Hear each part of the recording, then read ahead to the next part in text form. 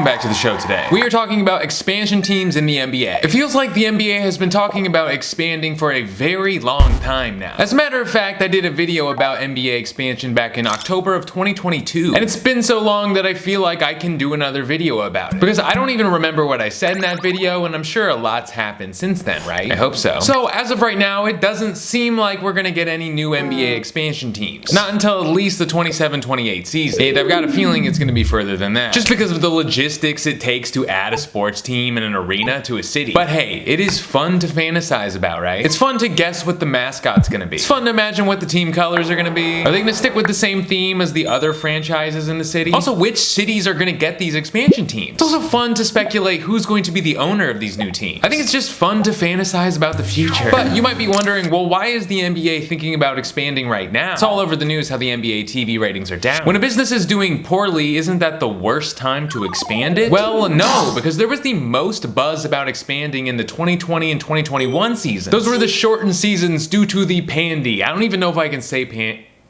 There was significantly less money those years. Even the players got shortchanged on their salary just because there were less games to make money off of. That's why they did the bubble, by the way. They were trying to recoup some of those financial losses. During that time, a lot of the less affluent NBA owners were really pushing for those expansion teams because those expansion teams have to pay an expansion fee. And as of right now, those expansion fees are around $7 billion. And that $7 billion would be distributed amongst all of the NBA owners. So if there are two new expansion teams coming, each NBA owner right now would be getting around $500 million.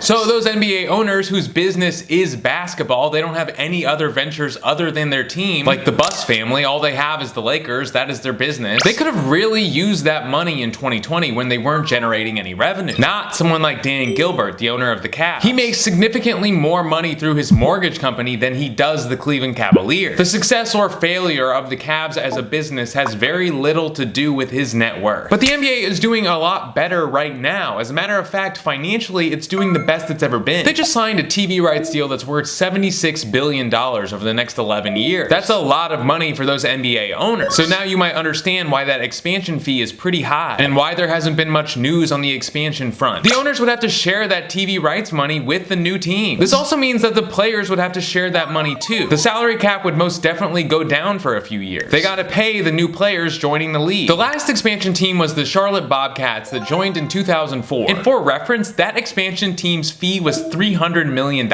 Even adjusted for inflation, the new fee is over 10 times that. So more than likely, the new teams are gonna have more than one owner. More than likely, it's gonna be bought by an investment group. Just because there are very few people in the world that have that type of liquid asset to pay for an expansion team outright. So let's talk about what happens when the NBA expands. Does the new team have to fill their entire roster with free agents? No, they don't. The NBA will have an expansion draft. That means the new expansion teams can actually steal contracts from other teams, but they will not be able to take the best players from other teams because every team can protect up to 8 players. But teams might not protect their best players. They'll probably protect their best contracts. One thing I was curious about is what if a player has a no trade clause? Like if there was an expansion draft next season and the Suns left Bradley Beal unprotected, then the new team selects Bradley Beal. Could he veto that? I don't know. I think that's a bridge that they haven't crossed yet in the NBA. Now, let's say at the end of the season, a team only has 8 players under contract. Does that mean they get to protect all 8 of their players? No, every team has to have at least one unprotected player. Another thing is a team can't have more than one player selected from them. Even if there are 2 teams in the expansion draft, only one player can be selected from each team. So let's take a team like the Boston Celtics. They've got a really deep team and a lot of really good contracts. So let's say the new team from Seattle wants Neemias Queta, but the team from Vegas wants Luke Cornett. The team from Vegas would be out of luck. Okay, but what if a team is over the salary cap and then they just lose a player? They can't sign a new player to replace the old player because they're over the cap. Actually, they can sign a new player because if the new expansion team selects a player from your team, you get a trade exception the value of that salary. So let's say the Mexico City team selects Kevin Huerter. Since Huerter's salary is $16 million, the Kings now have a $16 million trade exception they can use to go over the salary cap. Here's what's crazy though. In 2004, when the Bobcats did their expansion draft, they selected 19 players from other teams, but they didn't keep them all. all. They traded some of them, and some of them they even waived. Seems kind of wasteful to me. For instance, they selected Zaza Pachulia from the Orlando Magic, but then the Bobcats immediately traded him to the Bucks. So the expansion draft isn't necessarily how the expansion teams get players, it's how they get assets. And those assets can be traded for other players or draft picks. Speaking of draft picks, how does the NBA decide what draft pick they get in the actual NBA draft? Are they automatically put into the draft lottery? What are their lottery odds? Well, no, the NBA just gives them a draft pick. The Bobcats were given the 4th pick in the 2004 draft. The Grizzlies were given the 6th pick in the 1995 draft, and the Raptors were given the 7th pick in the 1995 draft. I assume the NBA has not come up with a system for this just because expansion drafts really don't happen very often. So now let's talk about the locations of these potential expansion teams, even though there's like 200 YouTube videos about this. The leading candidate for expansion right now is Las Vegas, Nevada. They already have the infrastructure for it. They already play the NBA Cup finals and semifinals there. They play it at the T-Mobile Arena. That's where the Vegas Knights play. It's a hockey team, I think. But back in November, there were actually renderings published of a new NBA arena with a resort attached to it. But these are just developers presenting a plan to the city of Las Vegas. There's no ground being broken or anything. So it doesn't seem like the NBA or Adam Silver have really committed to anything. Right now, Mark Lazary, the former owner of the Bucks, is putting together an ownership group. And of course, LeBron has stated that he'd like to own a team in Vegas, but of course, he'd have to be a part of that ownership group. Even if he were to liquidate all of his assets, he'd only have like 17% of the expansion fee. It's kind of funny to me that Vegas is becoming America's biggest sports city because no one's actually like a fan of the teams there. They just go to see their favorite team play the Raiders, the Aces, or the Knights. But there is definitely the most money in Vegas, so I'm sure it will be the first city that gets an expansion team. Then, of course, there are people talking about Seattle potentially getting their team back. The Seattle Supersonics left Seattle and became the Oklahoma City Thunder in 2008. Basically, the team was bought by an investor group that was in Oklahoma City. Those guys wanted to move the team there, so they used the fact that Seattle wouldn't build them a new arena to be their excuse. So Seattle has a basketball fan base that's been displaced, ready to plug and play. They have a freshly renovated stadium. They could also just call the team the Seattle Supersonics again, and they could get their history back too. Because when they became the Thunder, that was part of the agreement, they weren't allowed to take the history. So if they did come back, it would be the exact same team, just with a 20-year gap in their resume. And everyone could wear their jerseys again. They wouldn't have to buy new merch. Yay, save money. But alas, everything you hear about an expansion team in Seattle is just speculation. It does not feel like the ball is really rolling in any meaningful way. And then the other market that people are talking about is Mexico City, which even though is significantly further away from any other NBA city, is actually a feasible option. Because the Mexico City Capitanes joined the G League in 2021. If the G League can do it, the NBA can do it. And the NBA plays a game in Mexico City every year. But I think there might actually be a couple problems with putting a team permanently in Mexico City. Players would be living in a place with a different culture, and the main thing being they don't really know the language more than likely. For a player playing in Mexico City, it's probably pretty isolated. And another factor is Mexico City's elevation. It's 2,000 feet higher than Denver, Colorado. Some NBA and NFL players have to sit out exhibition games that are in Mexico City due to pre-existing health conditions. All this leads me to believe while there is a demand for new teams in the NBA, there's really no incentive for NBA owners to share their piece of the pie, other than a short-term financial gain. Alright, thank you for being here. Like the video if you enjoyed the video. Leave a comment. I will reply. I'm gonna be on vacation soon, so it'll be backed up. But I will reply eventually.